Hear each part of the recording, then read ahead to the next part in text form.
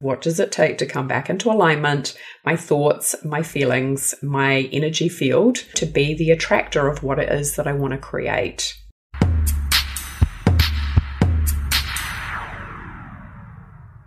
Abundance is an inside job, and your intuition is the key to unlocking it all. Hello and welcome. I'm Rebecca Davison, founder of the Intuitive Life Academy, the leading place to develop your intuitive and psychic gifts. As an ascension guide and light leader, I'm committed to bringing you all the latest tools, developments, and the neuroscience available when it comes to the art of effortless manifestation. This show is for lightworkers and for those who identify that your intuition is your greatest guide to bring you happiness, expansion, and money. With my corporate banking background, you'll receive practical advice along with all the energetic tools that you can apply in your life today. So if this resonates with you, let's jump into the world of abundance and learn what it takes to experience true freedom.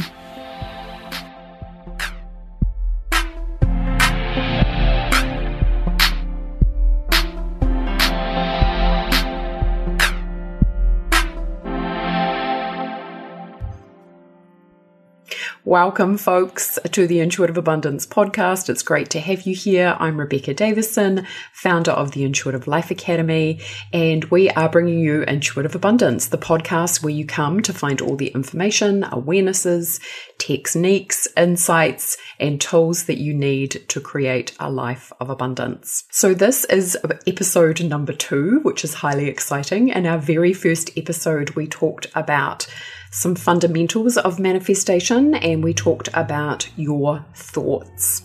So now we're going to the next step, which is your feelings. And we talked last time about how your thoughts are electric and your feelings are magnetic. So this creates your electromagnetic field around your body. It determines obviously how expanded your energy field is, depends on what you're thinking and how you are feeling. And I have got a lot to say about feelings because unfortunately we're not really educated or taught to feel our feelings well. Unfortunately, in society, there is a lot of containment of feelings. You know, as small children, we can go through the emotion of feeling really happy and then feeling really upset and really happy again in a very short period of time. I'm sure you've all seen a child scream or get upset and then the next second they're laughing. And that is really beautiful to witness, especially as adults, because what it's showing us is that children don't have any self-judgment on their feelings, right, when they're really small. But unfortunately, when we get older, we go, this feeling feels bad, so therefore it's wrong. And our feelings get split. And of course, this reinforces duality. This reinforces light and dark, good, bad, right, wrong, pass, fail. And I'm sure you're aware that if you are living in the world of injustice and that paradigm, you are going to be experiencing suffering in some way, shape, or form. So our job as lightworkers and as people who are doing the work to calibrate to higher frequencies of energy on a consistent basis, because we know that's important in terms of the Great Awakening, bringing other people into awareness, is oneness. And oneness, of course, you know, is connection. The connection and the energy of oneness is harmony. It's unity. It's one force field.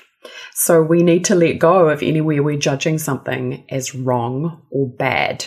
That's probably a conversation for another podcast.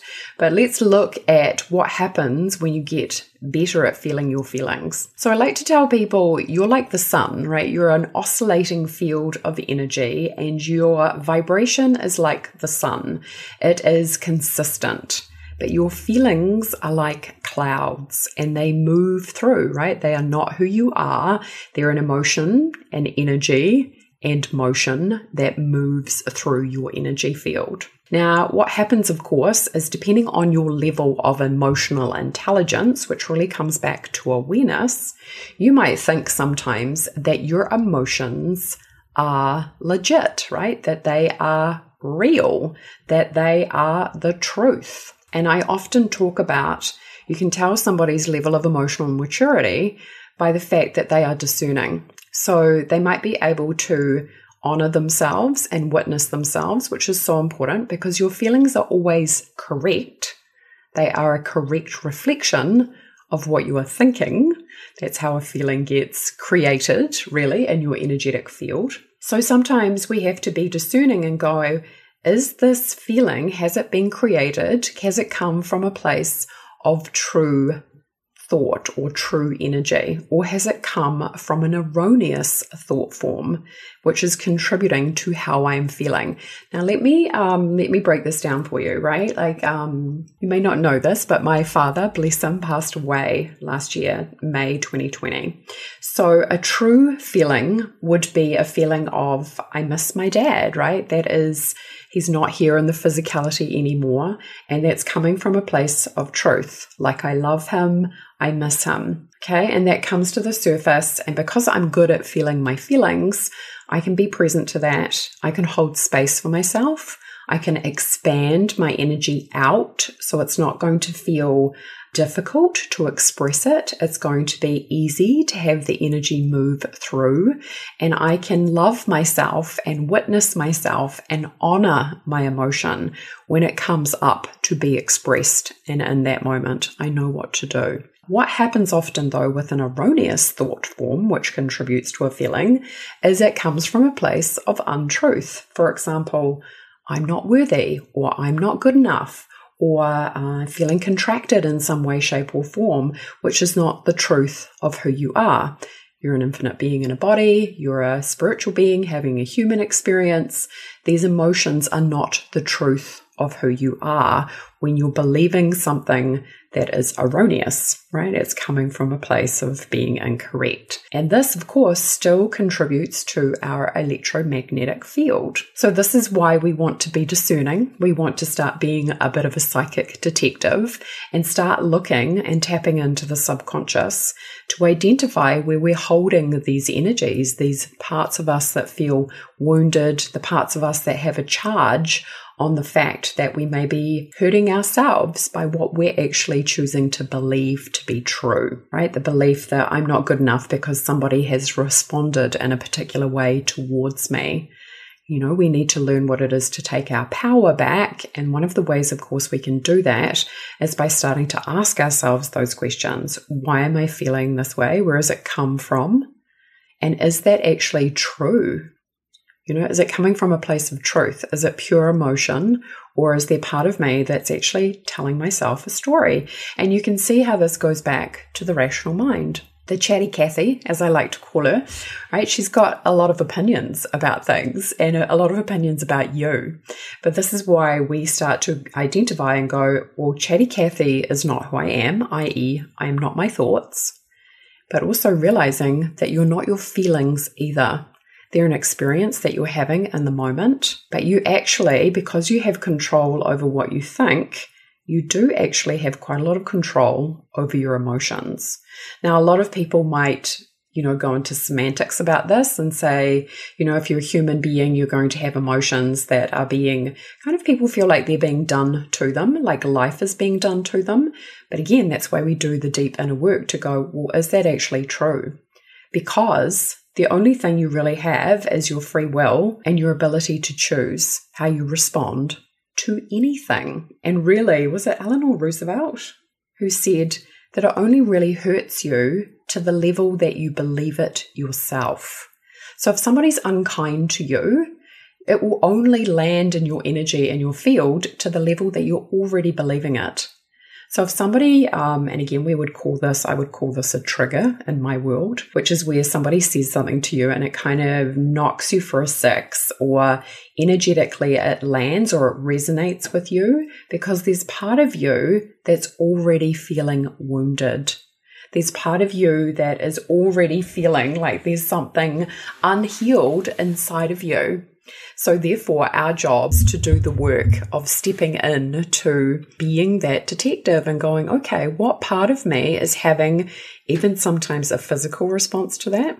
Often people ask me and say, well, how do I, what's a trigger? Your body will tell you, right? Your heart's going to start beating faster. Your palms might get a little sweaty. You might feel your pulse racing. Your body will tell you when it's information for you. I think we can all identify with that feeling of being triggered. And the difference, of course, in levels of emotional intelligence is realizing that the person in front of us, we're looking at this from a spiritual level, is actually a gift because they're showing us something that we believe about ourselves. So therefore, in their soul contract experience with us, they're actually kind of showing us where there's part of us that doesn't have truth. Right? There's some untruth in our field, in our subconscious, in our, energetic Wi-Fi. So our job is to then be responsible and go, okay, this is happening in my body, in my awareness, in my energy field, rather than going into retaliation or attack. That's really, that comes up with things like transference or projection, where we're just literally wanting to get the feeling out of us, and therefore we throw it onto other people. And you can imagine energetically that does not do you any favors. That can activate not great karma. It can activate energetically, creating distortion in your field because you're not getting the intuitive message that this is for you. It's not actually about the other person.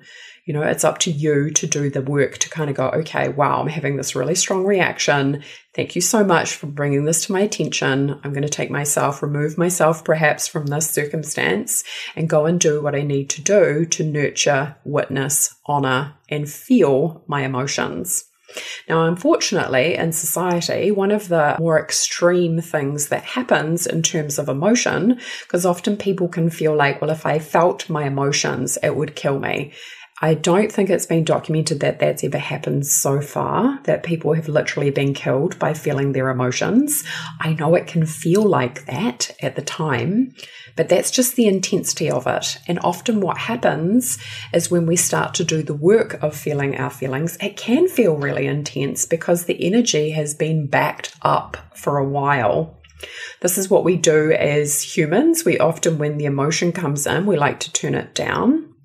Right, so maybe it's at 100%, we'll turn it down to about 60, so it's more manageable to be able to work through it, instead of going, what would it take to turn it up and to actually expand my energy out so the emotion, the energy plus motion can move through my energy fields quicker.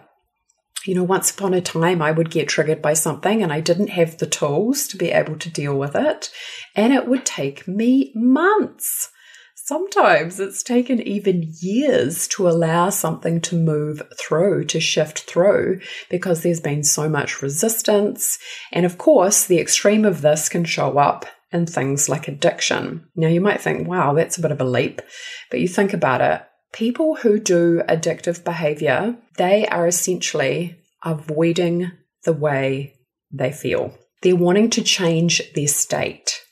And I can hand on heart, put my, hand on my heart and say, I know what this feels like, because once upon a time, that would be me. I would be quite happy to go shopping or to have a cigarette. Oh, I can't even imagine now. Or have a drink, do anything to change my state rather than actually sit still and be present to the feelings, to allow them to come forward, allow them to be seen.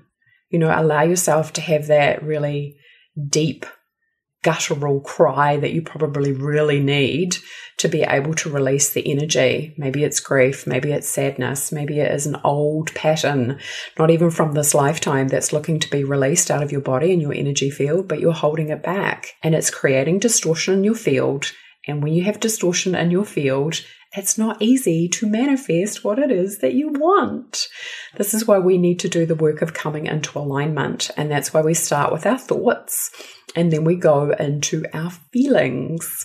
And of course, this becomes instantaneously more charged because your feelings, they are the magnetism in regards to drawing it in, what it is that you want. And this isn't just money, folks, of course, right? This is love. This is connection. This is the ability to be open-hearted.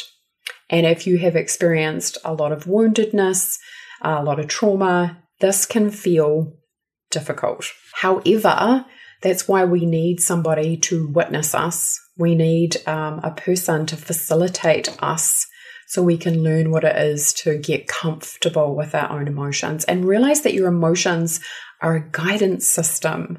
They're not trying to beat you up. Life isn't doing it to you, right? It's information that is looking to be processed. And if we don't have the roadmap in regards to knowing what our guidance system is all about, and if we have judgment on it, if we are blaming or criticizing ourselves for not feeling good all the time, you're going to be contributing to making it more contracted. And more contracted feels more difficult. It feels harder. It feels like more of a challenge. So we actually need to learn what it is to open up our energy field, to be present to those feelings, which takes some focus, right? It takes some level of self-love and self-care and self-nurturing to even be willing to do that. Because of course, there are a lot of people on the radio show, Plains FM, we used to talk about statistics. And one of the statistics that they told me is that one of their radio shows, which was for Alcoholics Anonymous, is one of their top rating shows. It gets so many hits a week because there are so many people out there who are suffering and in the energy of addiction. And if you lead it back, there's a couple of things connected around addiction. One of them is often codependency, which is neediness, right? Needing other people, needing validation, needing to be the helper or the healer. I think they call it, is it the Cartman triangle, which is the victim, the rescuer, the enabler. So, and you can shift around that triangle depending where you are and interacting with somebody who has addiction issues. So, often where there's addiction, there is codependency. Codependency looks like people-pleasing, sacrificing your own boundaries, not having the ability to say no, not removing yourself from circumstances where you don't feel safe, not even getting the message through your body that, hey, this isn't safe. Like your intuition can be kind of yelling at you and you're not removing yourself. You're continuing to show up in a situation that it does not feel good. So often, obviously, to move out of that and to start doing the work of healing, it's going to require feeling some feelings. And this is often why people get stuck in the loop of addiction. It feels too hard to feel the feelings because there's often guilt, shame, very contracted. If you're looking at the scale of consciousness, which was worked out by David R. Hawkins, he wrote a book called Power versus Force, and he discovered that every emotion has an energetic frequency. So if you're in guilt or shame, your energy will be very contracted. It's pretty much at the lowest point of the scale of consciousness, like 20 or 30 on the scale. Scale goes up to 1,000. So love or above, I think, is around 600.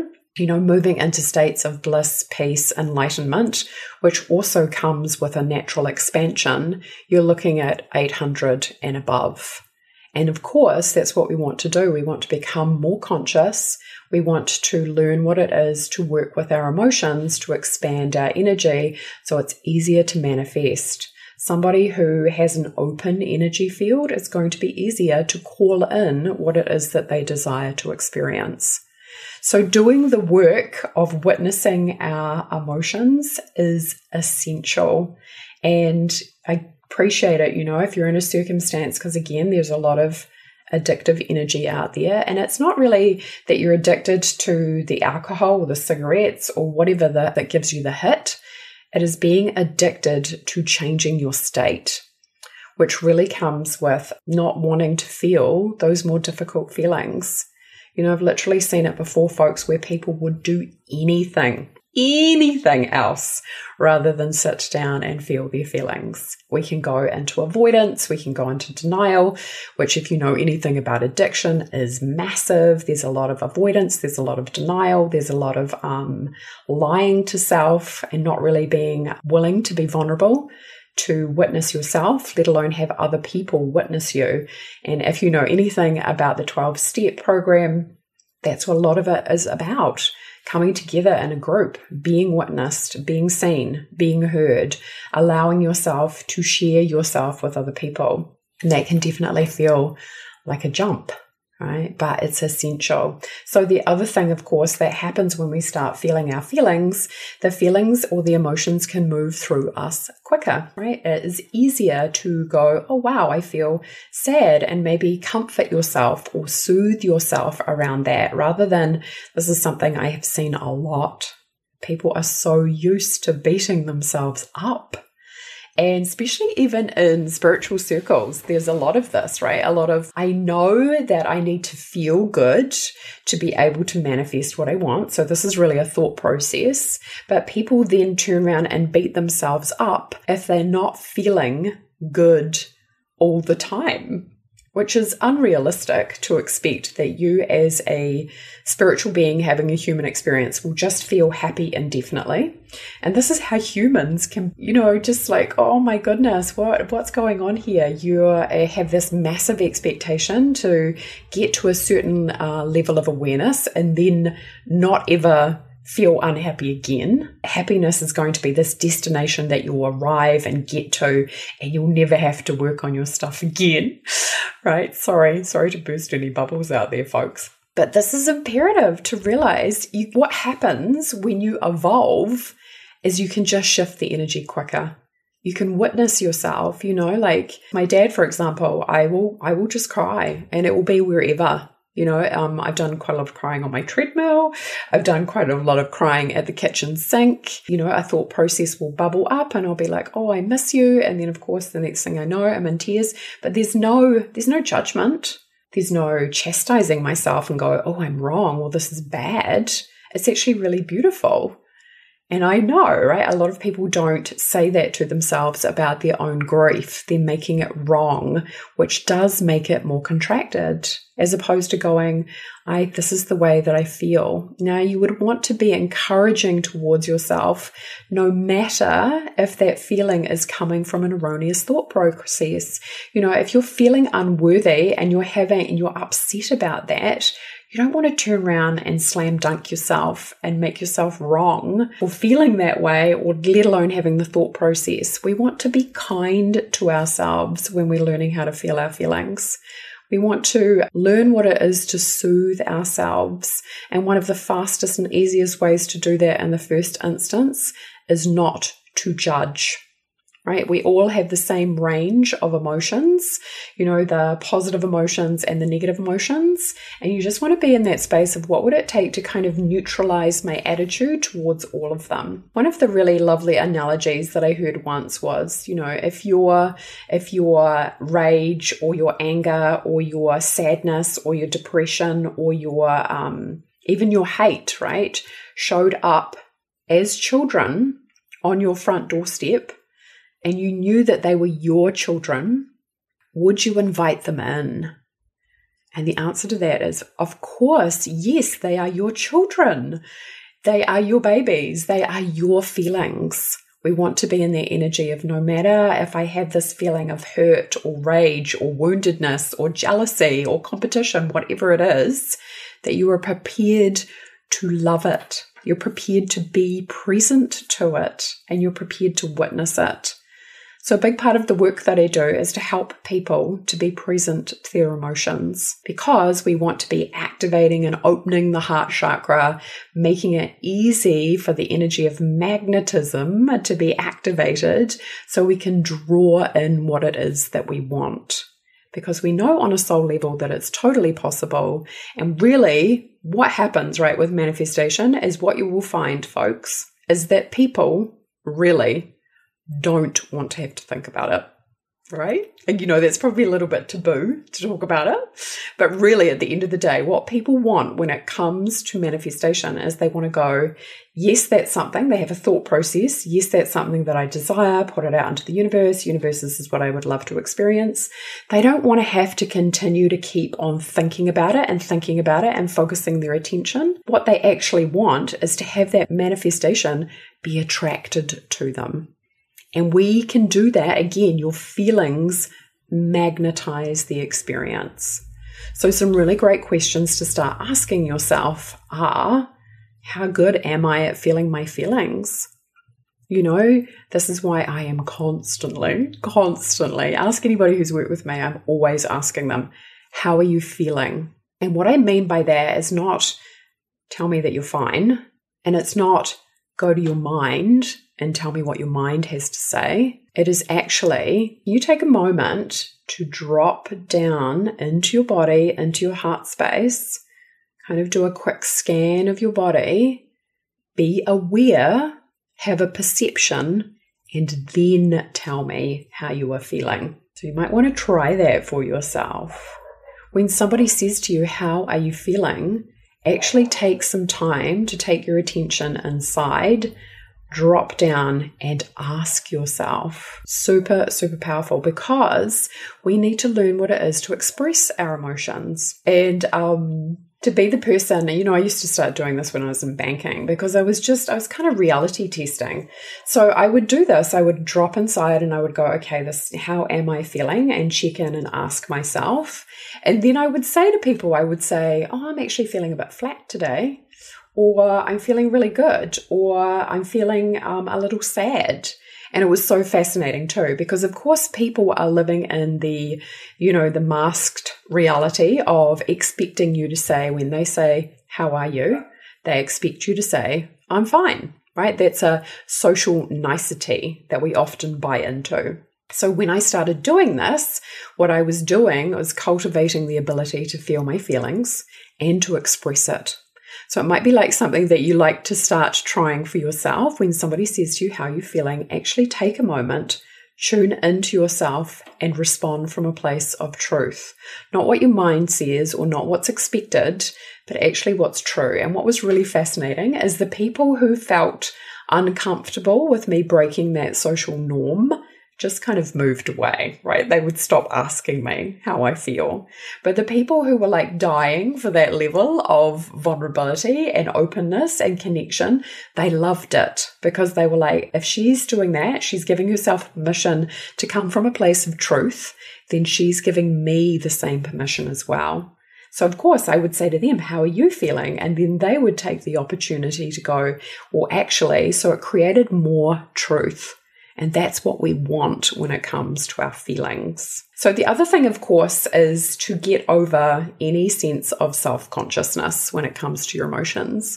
And I actually had an amazing experience of this, because I think we're so well versed in the way we present ourselves. I was actually on a plane and I was actually having a bit of a text argument with my brother, and I got to Sydney Airport. It was really early in the morning and I was waiting for my bags, and I just got to that point where I was like, I can't hold back the emotion anymore. And I just started crying. I wasn't sobbing as in right? But I was crying big time, right? Like big, juicy tears rolling down my cheeks. And I tell you what, I just gave myself permission to feel in public, in that arena. And it was so fascinating because nobody came up and bothered me. Nobody said, oh my God, are you okay? I didn't really feel like I was invisible either, but it was just such a release to be able to go, you know what? Right now, in this moment, is how I'm feeling. This is it. This is the truth. And I am going to express it.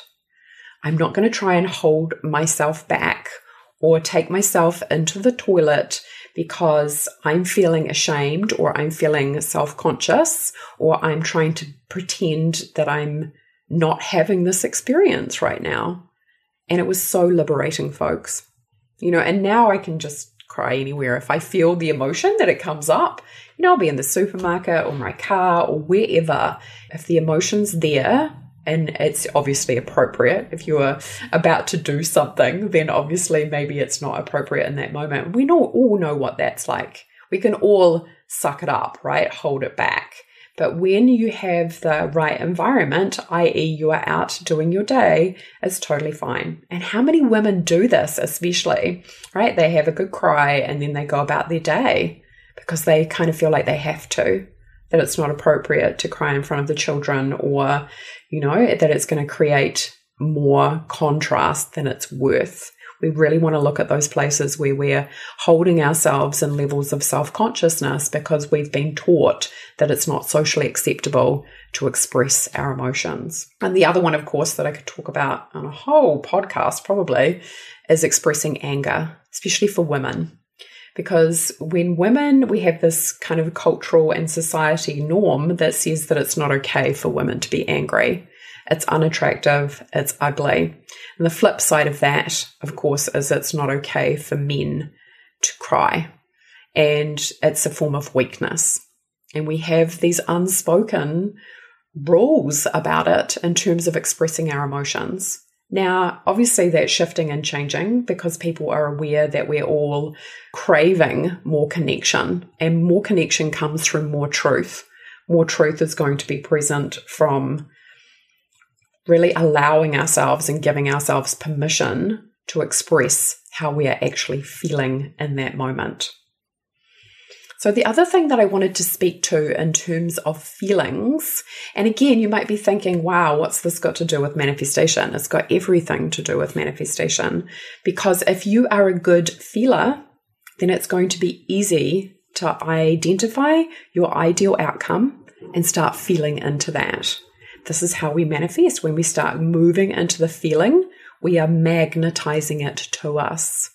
And then the mind goes into doubt, and that creates another feeling, right? And our energetic field creates some dissonance. It actually pushes our manifestation away from us.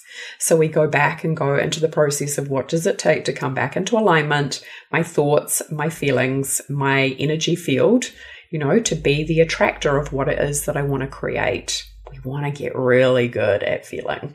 And because when we get good at feeling, we can allow emotions that are more contracted to move through more quickly, but we can also increase our capacity to experience joy and bliss and feelings of fulfillment and pleasure and a sense of safety and relaxation and more love, which is what we all want to experience.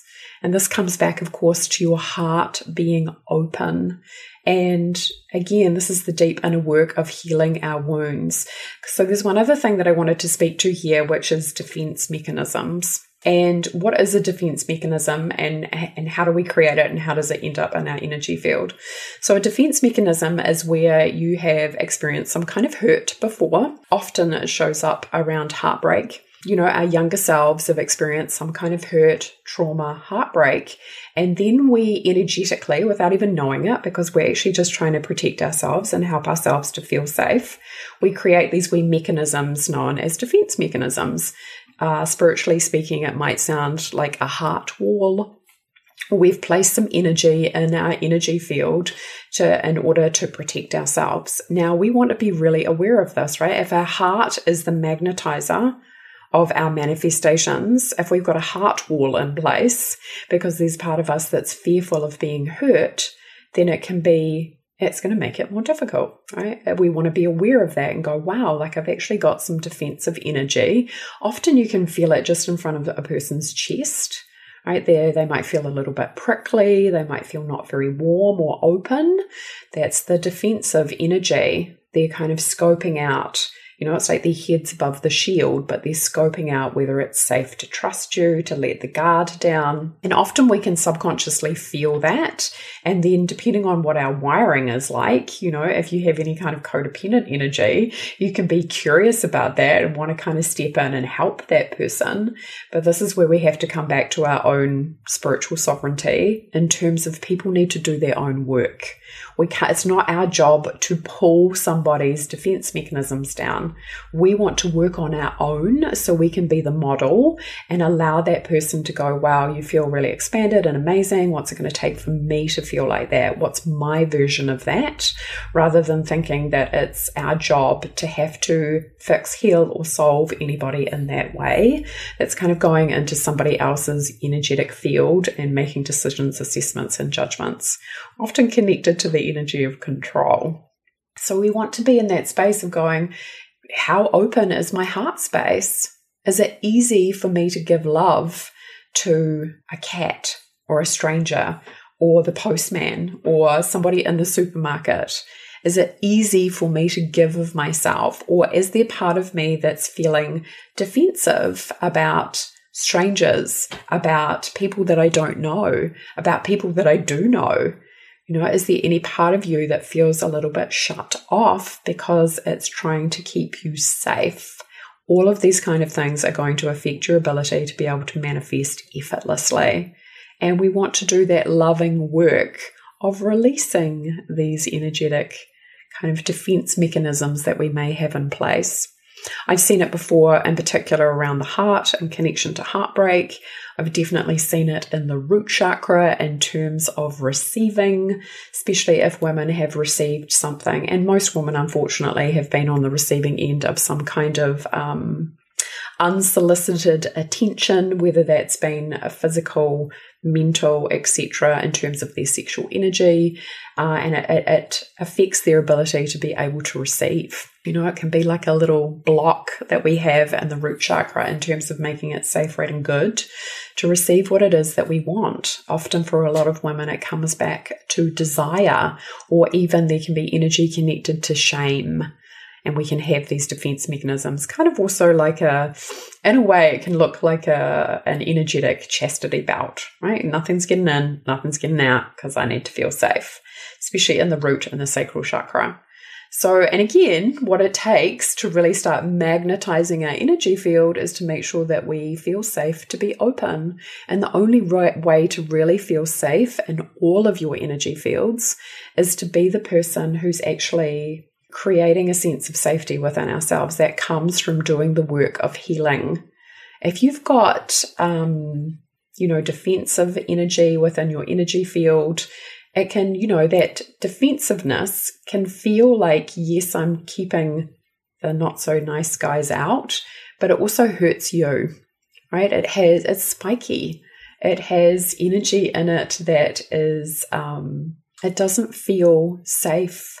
If you're walking around, you can imagine it, if you're walking around holding a shield all day long, it's going to naturally keep on reinforcing on some level that you need to keep other people out. So being very aware of this in your own body, energy fields, and awareness, is there any part of me that's not feeling safe? One of the number one questions that I ask clients, and often that's what they will say, no, I don't feel safe. No, I'm running some resistance here. I don't feel safe. I don't feel safe to expand. I don't feel safe to move beyond my comfort zone. I'm fearful of what will happen. I'm fearful of what's going to unfold, especially when it comes to money. I don't feel safe to expand my energetic container. And never more so, folks, when it comes to money. Holy moly, right? We can start, the mind can kick off and start telling us all these stories, which are showing us a lot about our beliefs often. But your mind can start saying things like, well, if I make lots of money and I have more abundance, then maybe I'm going to lose love from my family or from my tribe.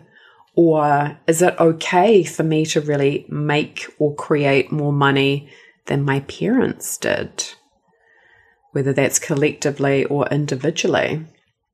It can be really strong, these emotional energies that come forward. And if we don't know how to navigate them, then we are going to hold ourselves back. We are going to align with a set point, a default point where it's safe. And, we will unpack that further in further podcasts about how to move beyond your comfort zone or your default set point, or that part of you that's like, yeah, this is my comfort zone. I know this feels safe. How to work that muscle of continuing to expand. And, further on down the track too, we'll talk about how do you expand at speed, right? And still feel safe and comfortable about doing that. So one of the fundamentals, of course, is to become a good feeler. Easy to say, not so easy to do instantaneously, but to even make that commitment, I'm going to be the person who becomes a good feeler. I'm going to be the person who experiences more joy in my body. I'm going to start to run my energy in such a way that it makes it safe to continue to expand and grow and evolve and become more and more abundant, to have my set point be growth and continuous growth, continuous evolution. And this is really how we step into the person that we wish to become. Even thinking about that right now, the person that you wish to become, the person that is 5 years into your future, what does it take to bring them here now in this moment? Just kind of see them coming towards you in front of you right now, like on one of those little travelators that you see at the airport. How do they feel their feelings? How good are they at being present, at listening, at accepting, at loving, and bringing their feelings honor by being willing to show up and be present to them? So powerful to do this for yourself. When you do this for yourself, you naturally impact other people in a really good way, because the more you can witness yourself, the more you can hold space for other people in terms of their emotions. The more discerning you are, the more you'll be able to go, this is my emotion and that's their emotion. That's a really big thing for empaths, right? Empaths are like little sponges often, and they have to kind of learn to master their own energy rather than picking up everybody else's emotions and having that, affect their energy fields. The empath's guide really is self-mastery in terms of like, this is my emotion, this is my feeling, this is my energy, and that's yours. To do that work means that we were going to commit on a big way to our level, especially if you want to magnetize things into your reality. You will do the work of going, yeah, I can feel what it feels like to experience joy in my body, because that's what I'm moving towards. My higher ideal version of myself, that's what she's experiencing, or that's what he's experiencing, and that's what I want to experience now. I'm going to bring that in. I'm going to calibrate that into my body, into my energy field, and I can do that by learning to be present and witness my emotions. So folks, that is another fundamental of manifestation, is obviously your thoughts. The next part has been your feelings. I'm going to talk some more about what it takes to really be open to receiving. And I hope you've enjoyed today's show. If you've enjoyed it, please be sure to, to subscribe to the podcast and to write us a review if you've enjoyed the Find Your Bliss radio show. Welcome to any of those listeners from the radio show. It's great to have you guys here. But if you're a new listener as well, I really do wish you massive abundance. Please know that it's an inside job. It's totally available to you. You just have to understand the science of manifestation and to work with universal laws. And before you know it, you'll be shifting your vibration and calling in all your desires. I am sending you so much love and many, many blessings. Bye for now, folks. Bye. Thank you for joining the Intuitive Abundance podcast today. If you've enjoyed the show, please be sure to subscribe and write us a review so we can help other people positively impact their lives. I would really love that. If you're ready to activate the energy of abundance within you, then be sure to go to www.intuitivelifeacademy.com to sign up for our abundance activation process. Until next time, here's to your ever-increasing freedom. All my love. Bye for now.